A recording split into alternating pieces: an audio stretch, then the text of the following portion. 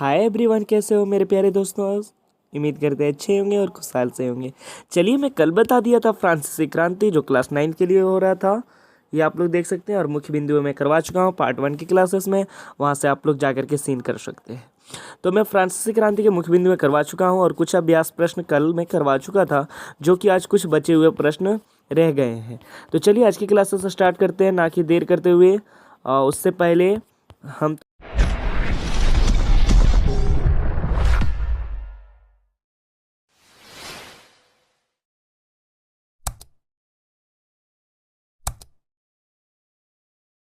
देख लेते हैं क्या है प्रश्न। तो आप लोग देख सकते हैं कि फ्रांस की क्रांति, ठीक है। 1 मिनट में गहरे लगा देता हूँ ताकि आप लोग को बढ़िया समझ में आए।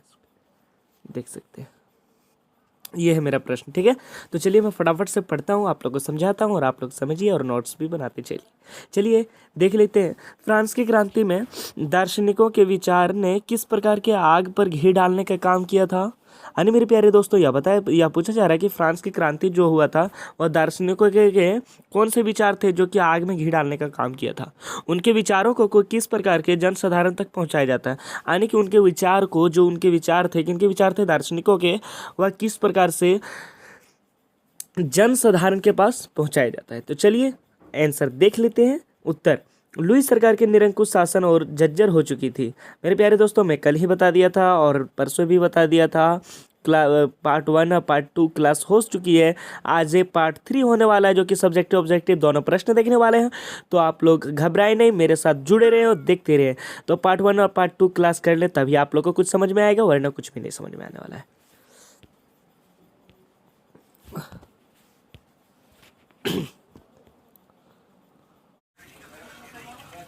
मैक्सिमिलियन रोबेस्पियर कौन था और उसकी मृत्यु कैसे हुई। उत्तर देखेंगे मेरे प्यारे दोस्तों, उत्तर क्या है। तो क्वेश्चन नंबर ये देख सकते हैं। 1 मिनट मैं दिखा देना चाहता हूँ। ये देखिए, ये है इसका, ठीक है। क्वेश्चन यहाँ से यहाँ तक इसका आंसर है। तो मैक्सिमिलियन रोबेस्पियर कौन था, उसकी मृत्यु कैसे हुई थी। तो मैक्सिमिलियन रोबेस्पियर जैकोबिन क्लब का नेता था। लुई की मृत्यु के बाद जैकोबिन का शासन हुआ। रोबेस्पियर ने अपनी नीतियों की इतनी सख्ती से लागू किया कि उसके समर्थक भी त्राही त्राही करने लगे। यानी मेरे प्यारे दोस्तों, यह बताया जा रहा है मैक्सिमिलियन रोबेस्पियर जैकोबिन क्लब के नेता था। लुई की मृत्यु के बाद जैकोबिन का शासन हुआ था। यानी लुई 16वें की मृत्यु होने के बाद जैकोबिन का शासन हुआ था फ्रांस में।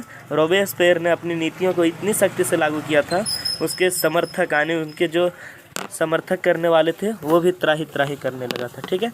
चलिए नेक्स्ट क्वेश्चन देखेंगे हम लोग। 1794 में, उन्हीं का आंसर है, 1794 में न्यायालय द्वारा उसे दोषी ठहराया गया। अब फिर उसे अगले दिन उसे गिरफ्तारी कर गिलेटिन पर चढ़ा दिया गया। गिलेटिन क्या है, तो फांसी पर चढ़ाने वाला एक मशीन है, ठीक है। और इसके आविष्कारक कौन है, गिलोटिन है, ठीक है। गिलेटिन है इसका आविष्कारक। ये मैंने पार्ट 1 की क्लासेस में बता दिया हूँ, तो आप लोग वहाँ से जाकर के पार्ट 1 क्लासेस कर लें, फिर पार्ट 2 करें और फिर पार्ट 3 करें, ठीक है। चलिए नेक्स्ट देख लेते हैं। The society of revolutionary and republican women club की एक प्रमुख मांग क्या थी। यानी मेरे प्यारे दोस्तों, यह पूछा जा रहा है कि the society of revolutionary and republican women club की एक प्रमुख मांग क्या थी। उत्तर देखेंगे मेरे प्यारे दोस्तों, ये है उसका राइट आंसर, जो कि क्वेश्चन यहाँ से यहाँ तक इसका राइट आंसर है, ठीक है। तो देख लेंगे उत्तर। The society of revolutionary and republican women club की एक प्रमुख मांग यह थी कि महिलाओं को पुरुषों के समान राजनीतिक अधिकार प्राप्त होना चाहिए। यानी मेरे प्यारे दोस्तों, यह उनकी मांग थी रेवोल्यूशनरी की, कि जो क्लब थे ना, वह महिलाओं की यह मांग की थी कि पुरुषों के समान राजनीतिक अधिकार प्राप्त होनी चाहिए, ठीक है। चलिए नेक्स्ट क्वेश्चन देख लेते हैं। प्रश्न देखेंगे, ये यहाँ पे है। 1 मिनट में दिखा देता हूँ। इसका क्वेश्चन यहाँ से लेकर के यहाँ तक है आंसर, ठीक है। देखेंगे 1971 में नए संविधान से फ्रांस की महिलाओं को किस बात से निराश हुई। यानी मेरे प्यारे दोस्तों, यह पूछा जा रहा है कि 1971 में जो संविधान में फ्रांस की महिलाओं में कौन सी निराशा हुई थी, उन्होंने क्या मांग रखे थे महिलाओं ने। तो उत्तर, महिलाओं को इस बात का निराशा हुई कि 1971 के संविधान में उन्हें निष्क्रिय नागरिक का दर्जा दिया गया। यानी उन्हें नागरिक ना होने के बराबर दर्जा दिया गया था। उन्होंने निम्नलिखित मांगें रखी थी। कौन कौन से, पहला देखेंगे जो कि यहाँ है, ठीक है। पहला, महिलाओं को मताधिकार मिले। सब महिला अपने अपने हिसाब से अपने चुनाव के नियम से सभी को राजा की शासन के लिए चुने। और दूसरा है उन्हें 1 मिनट, हाँ, और उन्हें असेंबली के लिए चुने जाने तथा राजनीतिक पदों की मांग रखी थी। ठीक है, चलिए नेक्स्ट क्वेश्चन देख लेंगे। नेक्स्ट क्वेश्चन क्या है, तो नेक्स्ट क्वेश्चन देखेंगे, प्रश्न देखेंगे, क्रांतिकारी सरकार ने महिलाओं के जीवन में सुधार लाने वाले कौन कौन से कानून लागू किए थे। आने मेरे प्यारे दोस्तों, यह पूछा जा रहा है क्रांतिकारी सरकार ने महिलाओं के जीवन में सुधार लाने के लिए कौन कौन से कानून लागू किए थे, अथवा क्रांतिकारी सरकार द्वारा फ्रांस में महिलाओं की स्थिति में सुधार लाने के लिए कौन से नियम लागू किए गए, किन्हीं 5 कानूनों का उल्लेख करना है आपको। ठीक है, तो ये अथवा में था, तो चलिए देख लेते हैं। पहला देखेंगे, सरकार विद्यालय द्वारा, 1 मिनट, सरकारी विद्यालय की स्थापना के साथ ही सभी लड़कियों के लिए स्कूली शिक्षा अनिवार्य बना दिया गया। यानी मेरे प्यारे दोस्तों, सभी लड़कियों के लिए स्कूल जाना अनिवार्य बना दिया था। पहले सिर्फ लड़के ही जाते थे, ना कि लड़की लोग। ठीक है, चलिए, पिता उनके मर्जी के खिलाफ शादी के लिए बाध्य नहीं कर सकते। यानी मेरे प्यारे दोस्तों, पिता अपनी जो लड़की है उसके मर्जी से ही शादी कर सकता है, उनकी बगैर मर्जी के नहीं कर सकता है। ठीक है, चलिए तीसरा देख लेंगे, शादी के स्वैच्छिक अनुबंध माना गया है और नागरिकों कानूनों के तहत उनकी पंजीकरण किए जाने लगा। यानी मेरे प्यारे दोस्तों, शादी को स्वैच्छिक अनुबंध माना गया था और नागरिक कानून के तहत उनका पंजीकरण भी करवाया जाने लगा। ठीक है, चलिए नेक्स्ट देख लेते हैं, जो कि चौथा है, जो कि यहाँ पे है। 1 मिनट में दिखा देता हूँ, ये रहा चौथा। ठीक है, ये रहा चौथा। तो इस कानून में तलाक को कानूनी रूप दे दिया गया। यानी इस कानून में तलाक को कानूनी रूप दे दिया गया कि यानी कोई तलाक नहीं दे सकता। इस तरह से कानून के विरुद्ध वो चला जाएगा यदि वो कोई तलाक देगा तो। ठीक है, चलिए पांचवा देख लेंगे। इस कानून के अनुसार महिलाएं अब व्यावसायिक प्रशिक्षण ले सकती थी। यानी मेरे प्यारे दोस्तों, इस कानून के ही अंतर्गत अनुसार ही सभी महिलाएं जो प्रशिक्षण यानी कि जो शिक्षा होती थी वह ले सकती थी, कलाकार बन सकती थी और छोटे मोटे व्यवसाय चला सकते थे। यानी छोटे मोटे दुकान भी चला सकते थे अब महिलाएं वहाँ की। ठीक है, कहाँ के, फ्रांस के। चलिए नेक्स्ट क्वेश्चन देख लेते हैं। आतंक राजा के दौरान महिलाओं पर कौन कौन से अत्याचार किए गए। यानी मेरे प्यारे दोस्तों, जब फ्रांस में आतंक का राजा था तो उसके दौरान महिलाओं को कौन कौन से अत्याचार किए गए देखेंगे। आतंक का राजा के दौरान सरकार ने महिलाओं को कल्बों को 1 मिनट, ये देखिए, ये है, हाँ। तो आतंक के राजा के दौरान सरकार ने महिलाओं को क्लबों को बंद करने की और उनकी राजनीतिक गतिविधियों पर प्रतिबंध लगवाने वाले कानून लागू किया। यानी मेरे प्यारे दोस्तों, आतंक के राजा के दौरान महिलाओं को क्लबों को बंद कर दिया। ठीक है, उनकी राजनीतिक गतिविधियां जो थी उस पर प्रतिबंध लगा दिया गया और कानून लागू किया था, यही कानून लागू किया था। ठीक है, कई जानी मानी महिलाओं को गिरफ्तार कर लिया गया था। यानी जो इस कानून को नहीं मान रहे थे उन्हें जो कि जान पहचान वाले थे उनकी महिलाओं को गिरफ्तार भी कर लिया गया था। उनमें से कुछ महिलाओं को फांसी पर चढ़ा दिया गया। यानी कुछ महिलाओं को फांसी पर भी चढ़ा दिया गया था आतंक के राजा के दौरान। ठीक है, यही अत्याचार किया था आतंक के राजा। ठीक है, चलिए नेक्स्ट देख लेते हैं। जैकोबिन शासन की क्रांतिकारी में सामाजिक सुधार कौन कौन से थे। यानी मेरे प्यारे दोस्तों, जैकोबिन के शासन के जो क्रांतिकारी सामाजिक थे उसमें से कौन कौन से सुधार हुए थे, चलिए देख लेते हैं।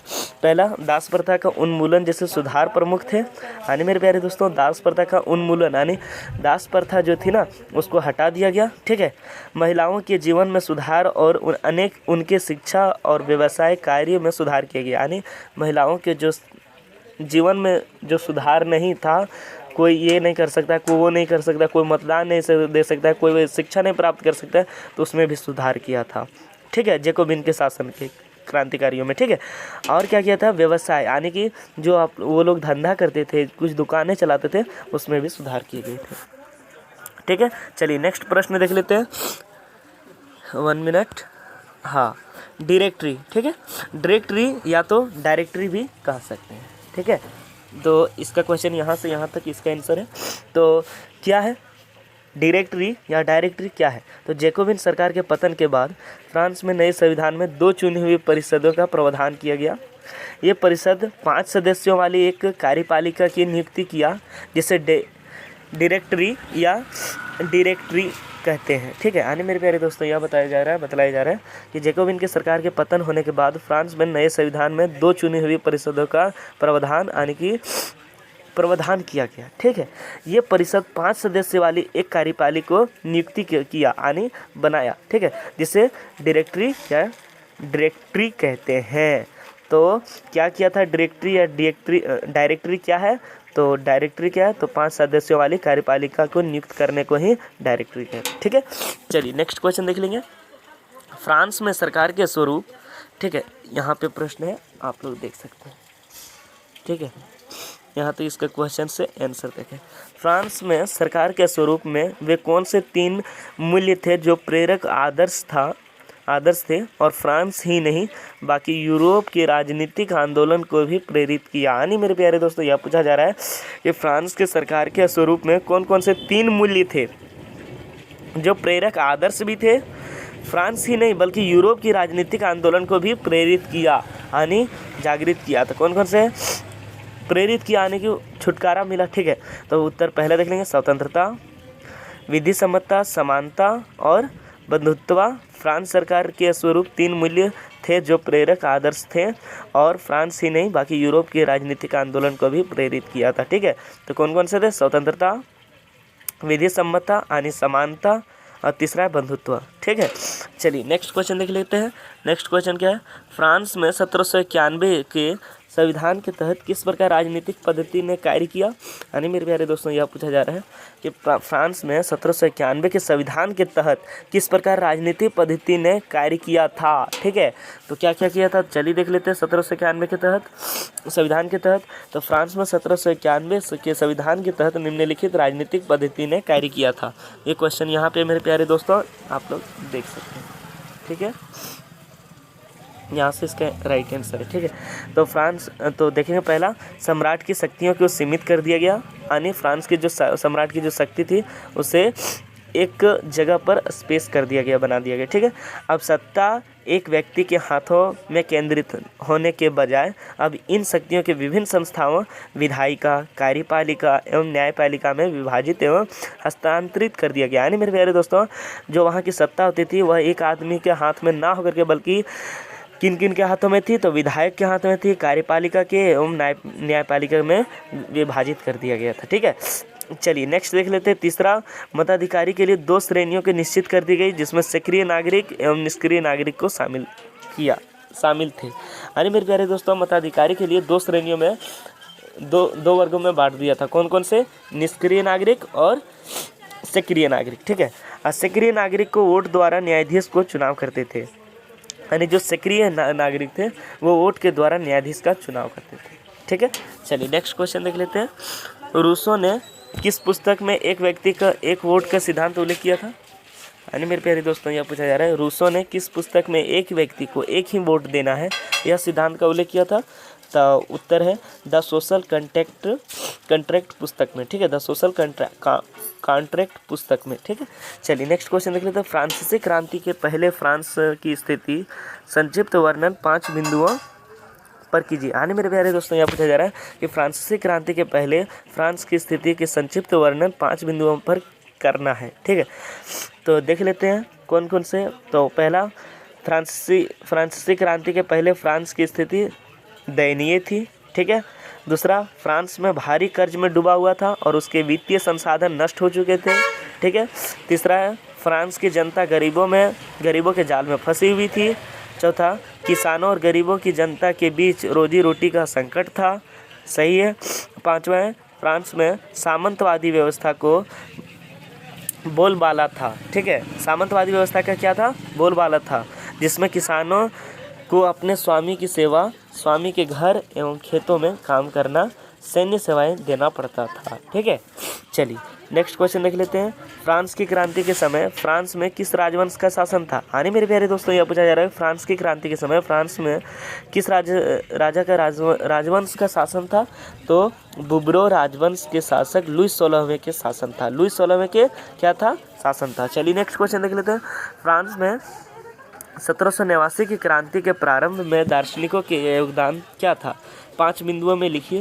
यानी मेरे प्यारे दोस्तों, फ्रांस में जो 1789 में क्रांति का प्रारंभ हुआ था, दार्शनिकों के क्या क्या योगदान था, उसमें से 5 बिंदुओं को लिखना है। तो उत्तर देख लेंगे। तो पहला देख लेंगे। पहले तो ये उत्तर में लिखा गया है, दार्शनिकों ने अपने विचारों एवं पुस्तकों के माध्यम से 1789 की क्रांति में बहुत बड़े योगदान दिए जो निम्नलिखित है। पहला, टू ट्रीटाइजेज, ठीक है, 2 ट्रीटाइजेज ऑफ गवर्नमेंट में लॉक ने राजा और निरंकुश अधिकार का सिद्धांत का खंडन किया था। ठीक है, अन्य मेरे प्यारे दोस्तों कुछ ऐसे करके थे। टू ट्रीटाइजेज ऑफ गवर्नमेंट में लॉक ने राजा और निरंकुश अधिकार को सिद्धांत का खंडन किया था। चलिए तो दूसरा देख लेते हैं। रूसो ने जनता और प्रतिनिधियों के बीच सामाजिक अनुबंध पर आधारित सरकार के प्रस्ताव रखा। ठीक है, तीसरा देख लेंगे। अपनी पुस्तक द स्पिरिट ऑफ लॉज नामक रचना में मॉन्टेस्क्यू ने सरकार के अंदर विधायिका, कार्यपालिका और न्यायपालिका के बीच सत्ता विभाजन की बात कही। चौथा, दार्शनिकों के इन विचारों पर काफ़ी हाउसो व सेलोन की गोष्ठियां में गर्मा गर्म बहस हुआ करती थी। पुस्तक एवं अखबारों के माध्यम से इनका व्यापक प्रचार प्रसार हुआ। ठीक है, चलिए पांचवा देख लेंगे। पुस्तकों एवं अखबारों के लोग के बीच शोर से पढ़ा जाता ताकि अनपढ़ भी उन्हें समझ सके। तो आशा करते हैं मेरे प्यारे दोस्तों आज की क्लासेस आप लोग को पसंद आई होगी। जो भी प्रश्न बचे हैं वो मैं कल की क्लास में करवा दूंगा। तो अभी के लिए बस इतना ही। चलिए नेक्स्ट क्लास में मिलते हैं, तब तक के लिए जय हिंद, जय भारत, जय झारखंड।